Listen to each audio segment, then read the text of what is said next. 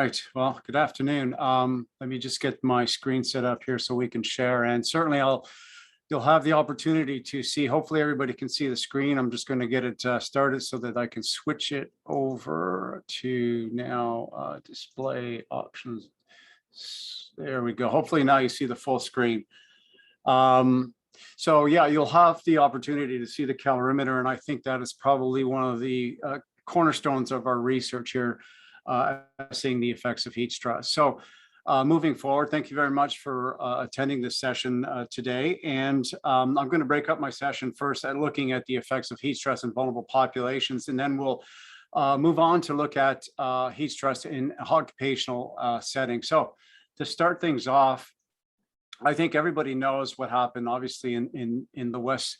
In Western Canada, we had the extreme heat event that unfortunately claimed the lives of a number of elderly adults. And one of the key questions we have to ask ourselves, will we be ready? And that's highlighted in the article by Catherine Blaise-Baum and Matthew McLaren from the Globe and Mail, who I've had the pleasure to speak with Catherine about a week and a half ago on this. And I think it's important that we really understand the risk that we face with rising temperatures. To that end, to make sure that we're all on the same page, I want to essentially give everybody a bit of an overview in terms of what are the changes that we see. So under resting conditions, essentially right now, you're probably not heat stressed unless you've been sitting somewhere in a warm room, but essentially you are going to be in heat balance. So that means your rate of heat gain is matched by your rate of heat loss. So core temperature is really stable. So basic adjustments would be to modify skin blood flow. There might be a bit of sweating, perhaps occasionally, but essentially you're in balance. But when we get to essentially a hot environment, what we do see is essentially the body gains heat. So if a person is sitting in an extreme heat condition, say an elderly adult, what you're going to see is the body will gain heat. As air temperature is greater than skin temperature, the body gains heat. To offset that, and certainly we know that when we exercise, we generate a lot of heat as a byproduct of metabolism, but when we sit in the heat, we essentially gain that heat from the environment. And so while we can increase skin blood flow, that skin blood flow increase allows us to protect against a greater rate of heat gain, because as skin temperature increases, and that is because of the flow of blood to the skin, we can limit the amount of heat that's going to be gained from the environment. But our primary avenue of heat loss in this situation will be the evaporation of sweat. So one thing we have to remember, it's just not that simple when we look at human thermoregulation. In fact, it's quite complex because of the huge number of factors that come into play in modifying how the body dissipates heat. So if we take a look here at the top of the screen, what we see is that essentially, if you look at that point A, imagine that's a young adult exposed to an extreme heat. Eventually, they will store a certain amount of heat as the rate of heat loss increases to achieve that same rate of heat gain. So we get a heat balance. But there are situations, such as in elderly adults, where they lack that same physiological capacity to dissipate heat. Consequently, they store more heat. As a result of that, what you see is a shift to B.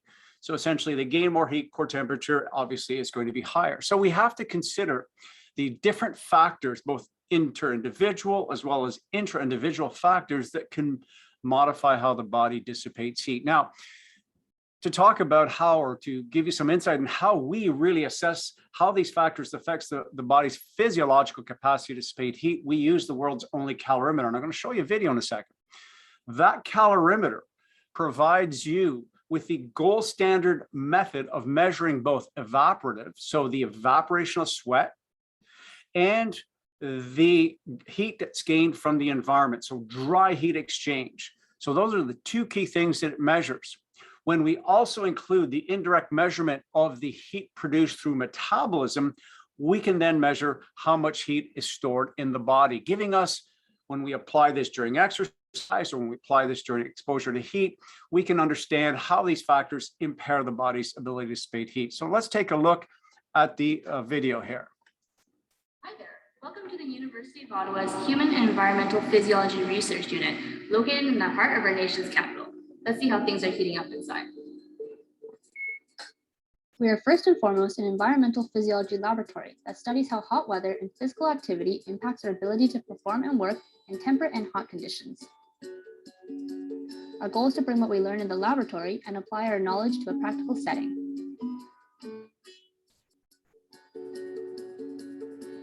Our current work is understanding how older individuals cope in the heat. We know that this population is at a greater risk for heat-related injury. Therefore, we want to understand how we can make these older individuals safer.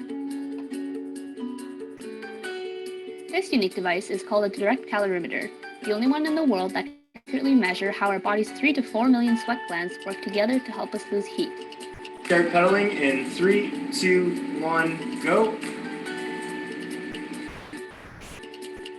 Using our metabolic system by AEI technologies, we can also simultaneously measure the participants' rate of heat production during physical labor.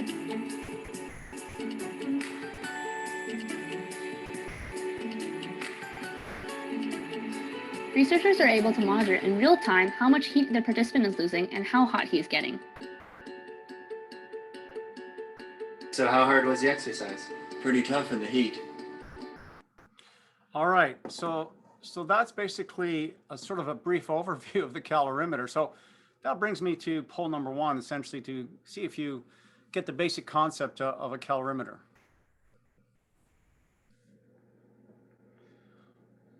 So Angela will run this poll.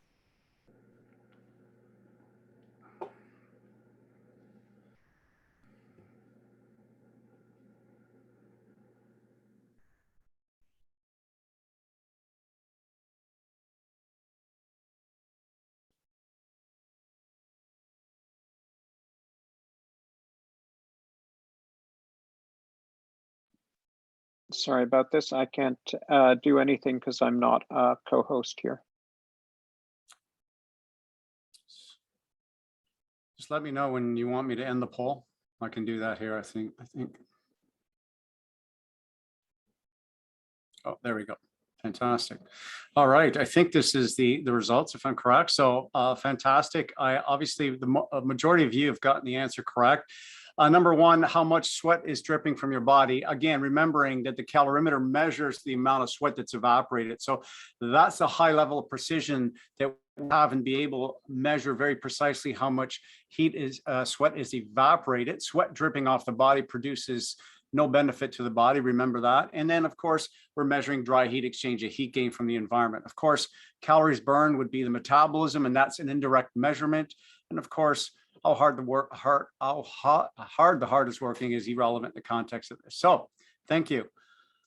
So moving on, give you some insights in terms of how we look at this calorimetry data to understand the effects of aging. So what you're looking at is exactly the kind of tracings that you get in terms of an exposure. So in our original work, we were interested in the effects of how aging and disease might impact a person's ability to lose heat when exposed to an extreme heat event. Now, in our initial work, we were limited to very short periods because people were concerned about isolating an elderly person within a calorimeter.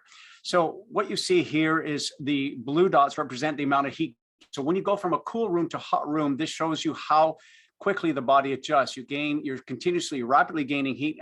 At some point, there's a heat balance being achieved. And you can see that here by the white dots and blue dots aligning. That means now you've stored this amount of much heat in the early stages, but now you're in heat balance, so core temperature stable. But here's the difference. What happens with aging, as you can see here, in the same 3 hours, an older person does not achieve heat balance in that 3 hours. Now, if we had based everything on this original data, you'd wonder, well, wait a minute, if they haven't reached heat balance after 3 hours, does that mean that core temperature continues to go up during a day-long heat wave? That's a great question. But what we see is essentially, again, they don't achieve heat balance. And when we look at a patient with type 2 diabetes, we know that during exercise, they do have marked impairments relative to the healthy older counterparts, but at resting, those differences aren't as evident. But what we do see is that they actually gain more heat from the environment. Why? Because they have reduced skin blood flow. The air to skin gradient is greater, so they gain more heat. Consequently, what we see is that they have to increase evaporative heat loss, which is the white dots, which is, as you can see, relatively higher than their healthy older counterparts. Now, when we are exposed to heat, we always think about heat as being the threat, but heat is not just a threat. You can have high heat gain high heat storage, even at lower temperatures when humidity is high. And you can see this graph from Morris' paper that essentially shows you that in deadly heat events, it's not always at the highest temperature. You may have high humidity. And this is best evidence in our study in which we expose elderly adults, young and elderly adults, for a prolonged period in hot, dry, and hot, humid. And the pink represents the added burden on the thermoregulatory system. So you actually, both groups store way more heat. So just adding humidity, which restrict how much sweat is evaporated, what will tend to happen, a high humidity, sweat drips off the body, provides no cooling if it doesn't evaporate. So high humidity can be equally an important threat when we talk about heat exposure. So the key question, coming back to what I was saying early on, how hot do we actually get during a day-long heat exposure? So we've taken this step and we just completed a large-scale study, essentially looking at prolonged day-long exposure of elderly adults and young adults. So we're talking about elderly adults between the ages of 70 and 80 who have been exposed to extreme heat. So 40 degrees Celsius for a day-long 9-hour exposure, which in this case was done also in the calorimeter.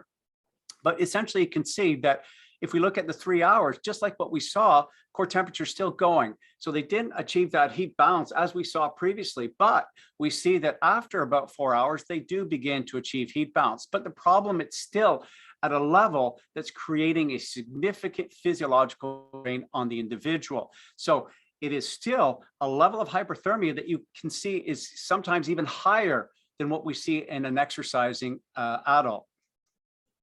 Now, one thing we have to consider as well is what, and again, this is a tracing that comes from the Globe and Mail that demonstrates what can happen indoors. We know that indoor temperatures in some houses can be as high as 35, 36 degrees in a non-heat wave conditions. And what we do see in this extreme heat, it can even go higher as evidenced by temperatures peaking around 40 degrees. So the reality will be in those individuals that do not have air conditioning in their homes, elderly adults, they will be exposed to these high levels of heat stress on a day-long basis. And when over consecutive days, this can result in a high level of physiological strain. So working with Health Canada, we are working towards developing indoor temperature limits. Why is this important? Because in order for us to manage the risk associated with exposure to extreme heat, we need to understand what indoor temperature would be safe enough for the elderly individuals. So in this study, we're exposing elderly adults to a day-long exposure at 4 different conditions: non-heat stress, temperate.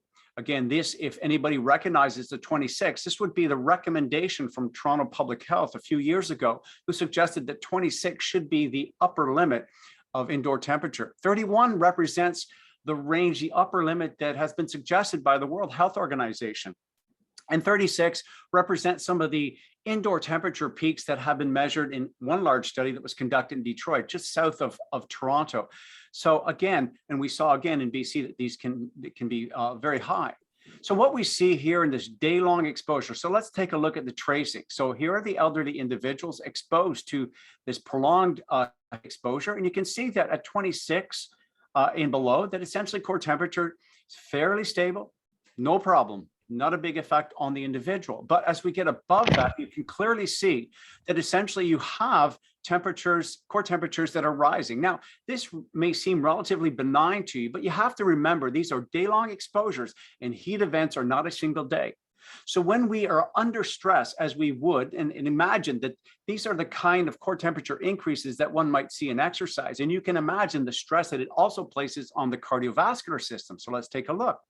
We know that when a person is under heat stress, there's that need to increase skin blood flow. As a result, opening up all this vasculature increases the demand placed on the cardiovascular system to perfuse this vasculature. Consequently, what we do see at temperatures above 26, which would be the green line here, we see that in fact, there's a sustained elevated cardiovascular burden placed on the cardiovascular system. And you can see that here in terms of the incremental effect. In some of the older patients, what we saw is heart rates that were well near 100 beats per minute.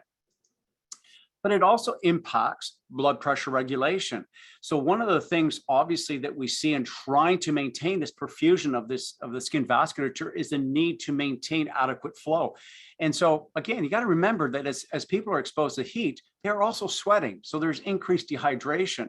So that also creates a burden on the cardiovascular system. And to maintain that, you need to maintain flow. You need to maintain blood pressure. And what do we see? We see that there's a gradual reduction. If we look on the right over here, there's a gradual reduction in mean arterial pressure, which means that individuals are having, the older adults are having difficult regulating blood pressure towards the later stages of the 8-hour exposure. And you can see here that some showed marked reductions. That means that they're at high risk of heat-induced syncope or collapse. All right, one thing we heard about during the heat wave this past summer, and any heat wave, is the recommendations by public health agencies to use cooling centers. Despite this sort of common approach to mitigate heat strain in the most vulnerable, the question remains is how effective are these centers in mitigating elevated levels of physiological strain in the most vulnerable? Certainly, there's not a lot of evidence.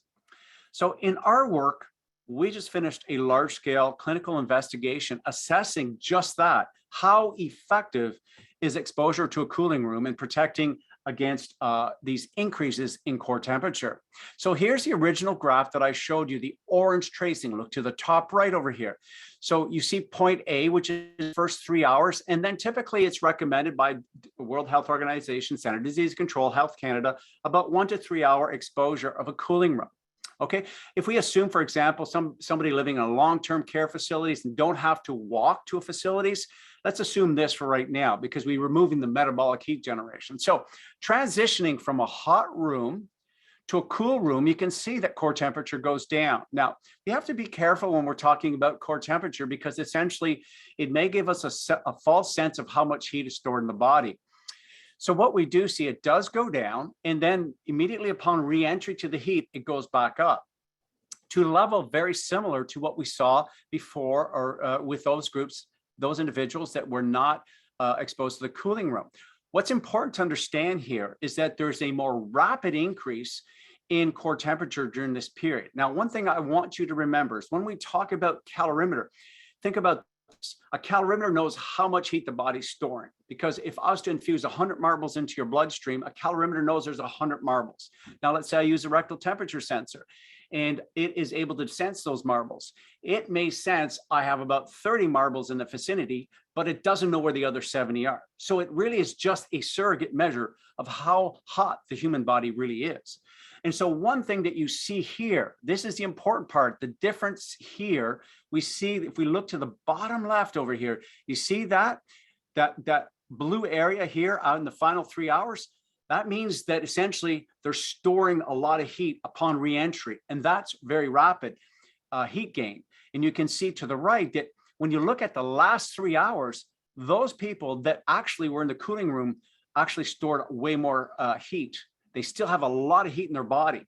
So what it tells us is we have to be careful, because we can give people the false sense of security that if they were going to go back in the heat, that they'd have a longer period where they would be at less risk of being affected by the heat, which is not the case. Okay, this brings me to poll number 2. In the elderly, prolonged exposure to peak indoor temperatures of 36 degrees, which can occur during a heat wave, is associated with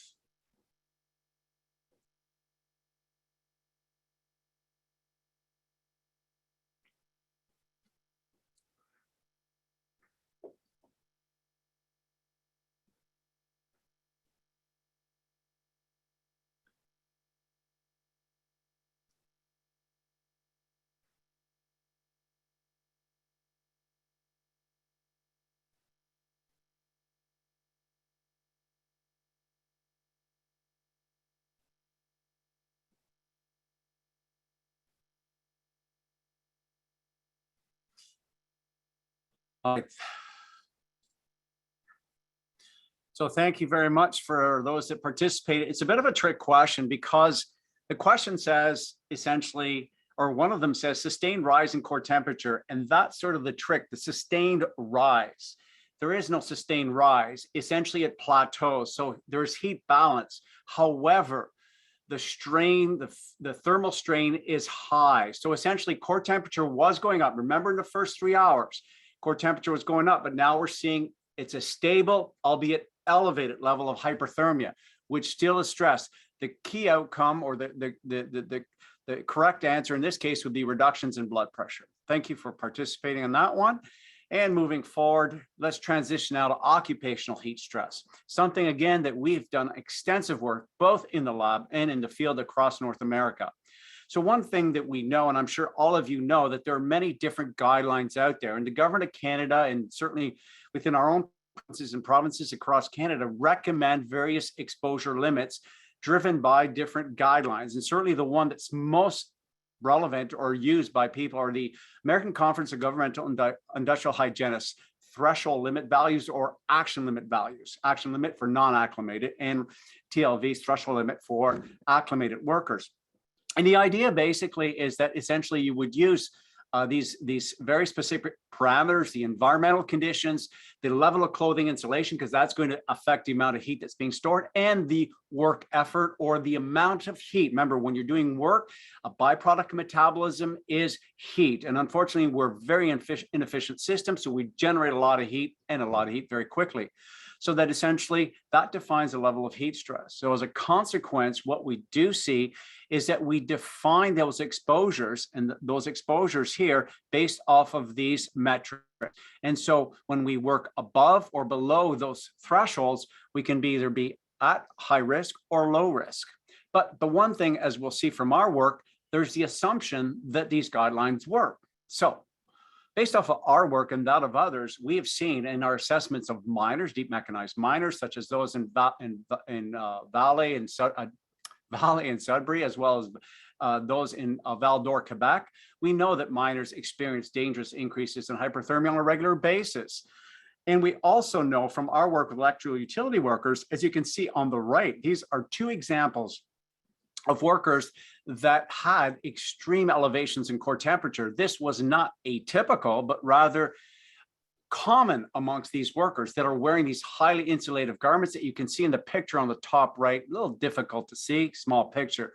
But this brings into question, again, remembering that the guidelines are aimed to protect workers from exceeding 38 degrees Celsius, or 38.5 if they're acclimated, for long periods of time. But the reality in this long work shift, they certainly exceeded that. One thing we also have to think about is that the guidelines make one big assumption, is that these guidelines work in the context of day to day to day. So a worker does not, just like an athlete, take a day off to recover. A worker is exposed day in, day out to the same threats, the same physical stressors in terms of the heat exposure, in terms of the physical demands.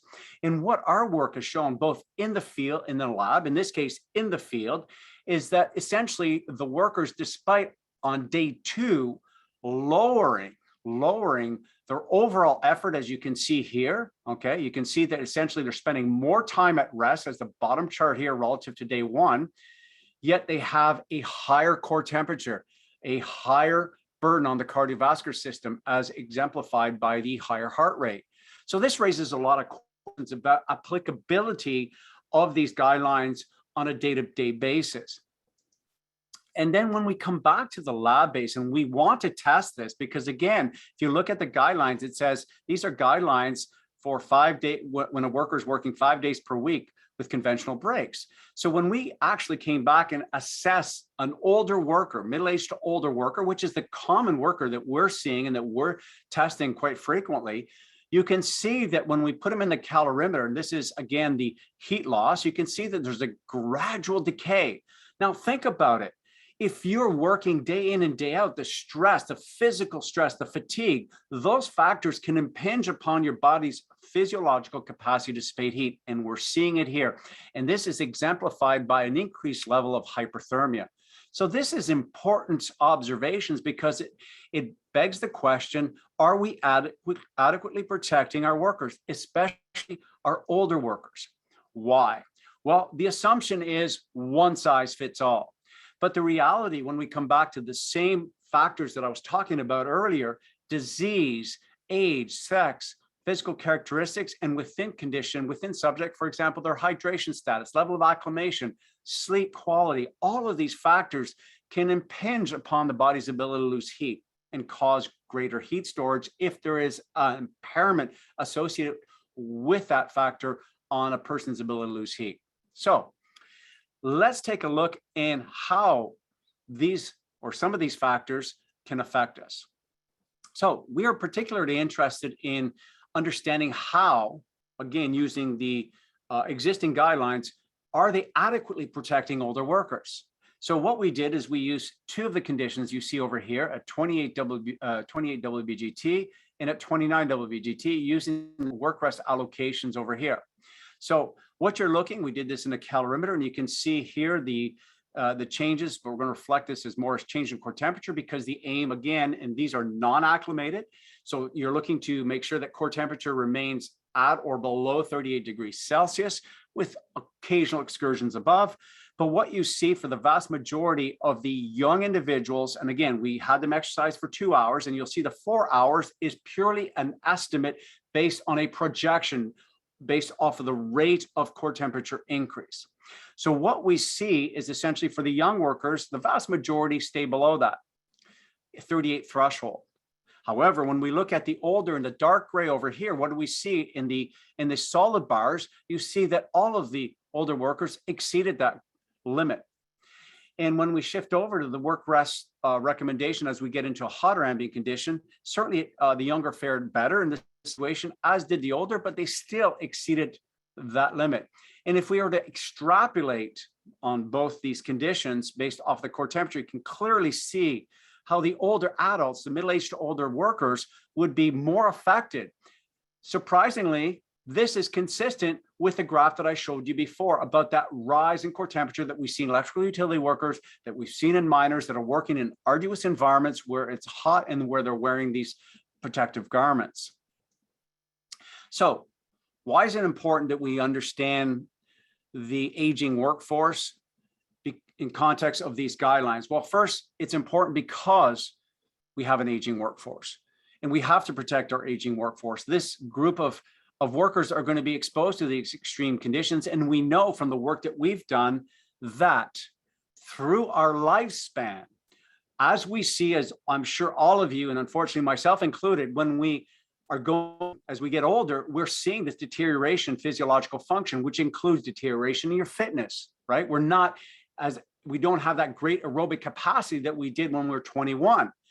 As in the case of aerobic fitness, we see a gradual decline across the lifespan. You can see from 20 to 70 years of age. This is one of our large clinical investigations that we did. And you can see we tested at different work intensities.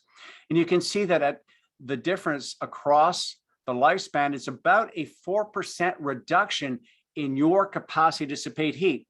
And that reduction has a fairly significant effect at moderate to vigorous work intensities. So that's important in the context of understanding its impacts in the guidelines when we look at moderate to vigorous or high intensity work bouts.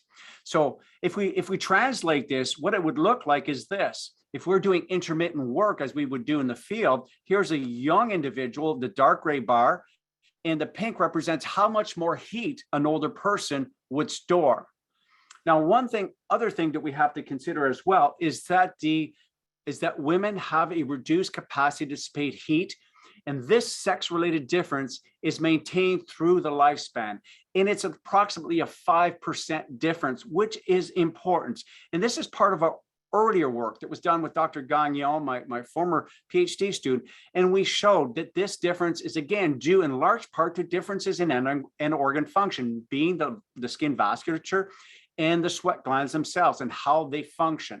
So again, very important as we get older, age-related decrements, and it's different between men and women, albeit there's a same rate of decrement in both men and women.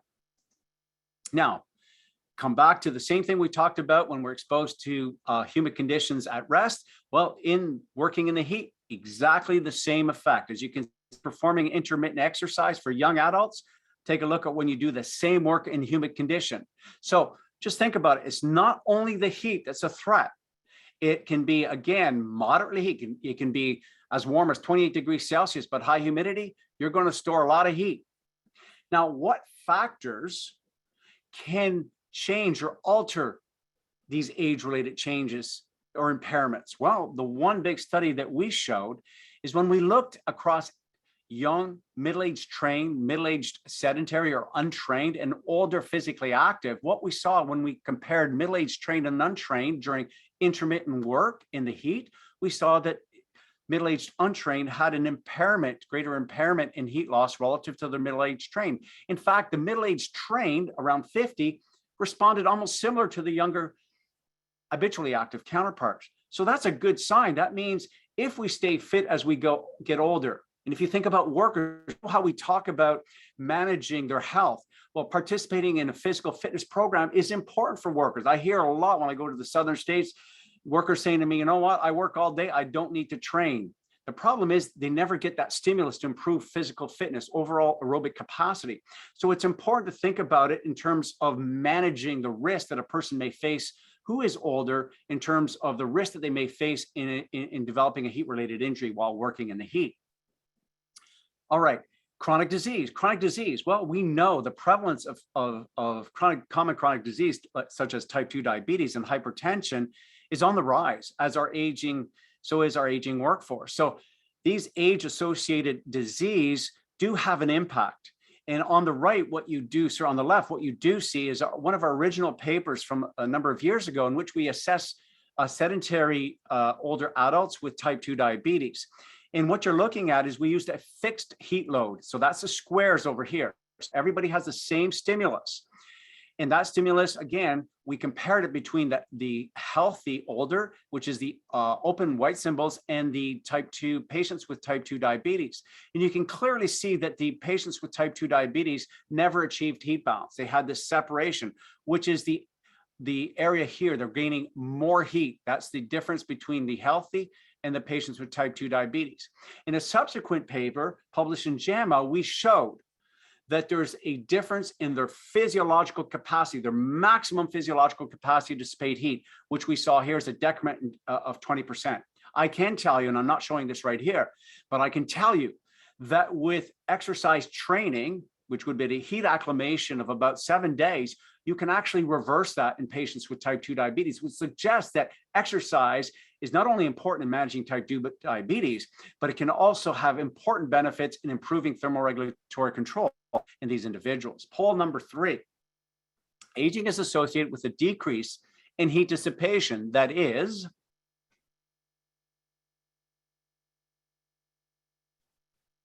just need that poll to come up.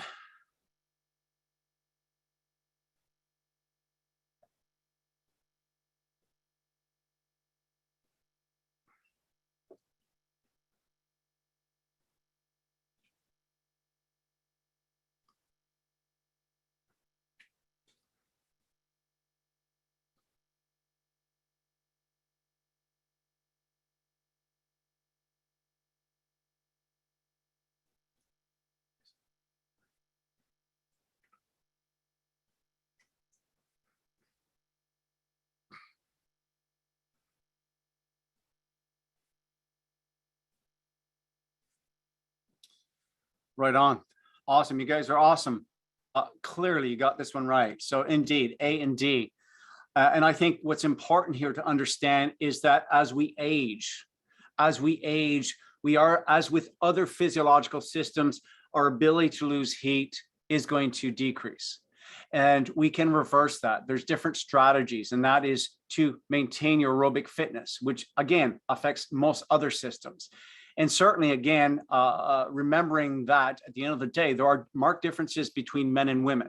And those are important to understand the context of the worker. So moving forward, as we get towards the last stages of this presentation, we just completed one of the largest clinical investigations assessing occupational heat stress. And the aim here was, while we have assessed in prior studies the physiological capacity to dissipate heat as a function of our calorimetry-based studies, we want to know, does it matter at the end of the day? Just because you have a reduced aerobic capacity doesn't mean that you cannot exercise or exercise for long periods of time. what we want to understand is what is the impact on the worker during prolonged work in the heat. And we again chose a work intensity that was moderate. And we used this protocol, again, using 100%. In other words, no rest required in this situation. And here's the breakdown. We had a large number of individuals who completed, first of all, the open ones, which would have been the 4, 16, 24, 28, 32. And a second subgroup of these then completed two additional conditions at 30 and 26. So it's one of the largest trials done.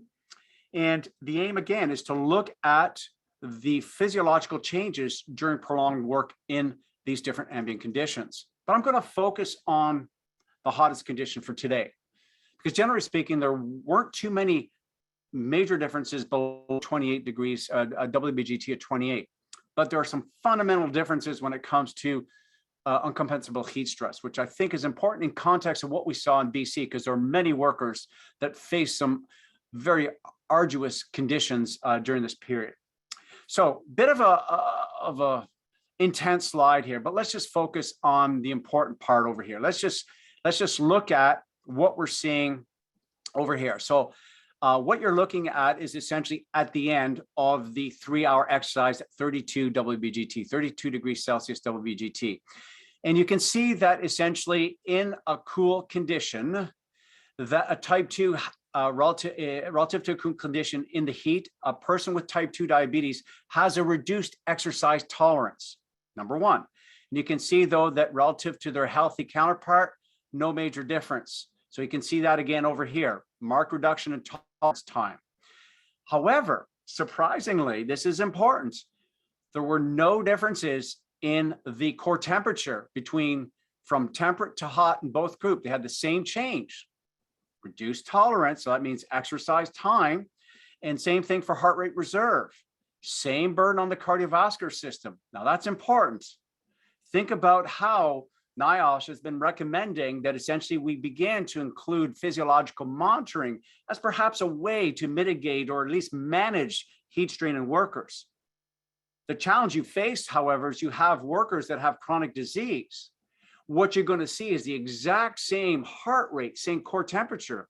So how are you going to make that decision or determine if that person's at risk? I just showed you for the same heart rate, for the same core temperature, markedly different heat tolerance. All right. What about patients with hypertension? Well, number one, surprisingly, and it's what we saw in our work when we simply looked at, before getting to this trial, we saw that there's actually no differences in a person's ability to lose heat from evaporative heat loss. A hypertensive person, a hypertensive individual, has the same evaporative capacity as their healthy counterparts, and therefore during work in the heat have the same change in core temperature. However, the caveat to this, and we know that other individuals such as Larry Kinney at Penn State showed that essentially there's a reduced skin blood flow in patients with type 2 with hypertension. So where's the disparity? The issue here is we're exercising in the heat. Remember that the main avenue for heat loss in this condition is evaporative. So had I exercised in the lower, cooler condition where skin blood flow is important, you probably would have seen an effect. But ultimately, what did this translate to? A reduced heat tolerance when we exercise them in the 3 hours, as we saw with our patients with 2 diabetes, reduced heat tolerance. Same physiological change responses, same core temperature, same heart rate, both type 2 and hypertensive, yet different tolerance to heat. And again, what we saw, if we put it all together, and you can see here the tolerance time on the right, let's just focus on that. So what we see here is, here's the tolerance time for your patients with type 2 diabetes during work at 32 degrees C, which was scheduled for 180 minutes. And you can see that many stopped very early. And you see in the purple here, your hypertensive. So what we know is that individuals with type 2 diabetes and hypertension are 2 and 2.6 times more likely to terminate work prematurely during uncompensable heat stress. The challenge, if we are monitoring them, is understanding how to determine who and when they will be at risk. So what does this tell us? It tells us, if we package this all together, when we look at our aging worker, when we look at our worker who has chronic disease, it tells us we have to rethink the one-size-fits-all approach, something that we argued in this paper over here. Because again, there's a standard approach that will use one threshold to safeguard the health of all workers. The reality will be is that we'll have to come up with modifications to accommodate those older workers, to accommodate those patients with chronic diseases. To that end, and I finish off with this slide, we just finished publishing a paper that essentially addresses a key question. Imagine, and this is quite common, you have workers, emergency workers as an example. You have electrical utility workers when there's a storm, they have emergency services, they're out there, it's hot, you've just had an extreme heat event, power went out. It's very rare that you'll see a worker, electrical utility worker, use work to rest allocations to try to mitigate heat stress. Can you imagine that they're working for 5 minutes, taking 30 minutes off during an extreme heat? That's not going to happen. So what we want to provide them and provide people is some guidance to say, okay, here's what we can do. How long can you work before you must begin to think about implementing heat mitigation strategies? So this is what this is telling us, and that is sort of the response curve. But let's just focus on the left side over here. If we're using it based off of a core temperature, trying to maintain core temperature below 38, and we want to use the standard of protecting at least 80% of the workers, you would say for the yellow here is the WBGT at 28, and for 32 is the red.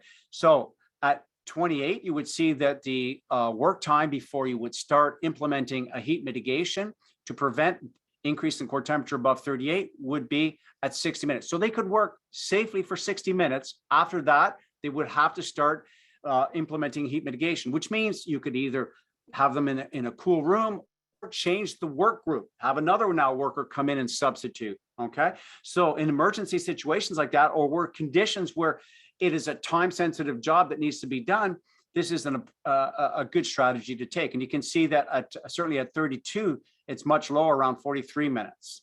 Okay, so this gives us some sense. Obviously, that's going to change if you're basing it off of the resting core temperature. And you can see many workers or many individuals have a lower resting temperature. So if it's based off of 1 degree change, the exposure time obviously will differ. So based on that, I finish it off, and I thank you very much for your attention. Hopefully I'll be able to answer any of your questions. Thank you very much for your attention.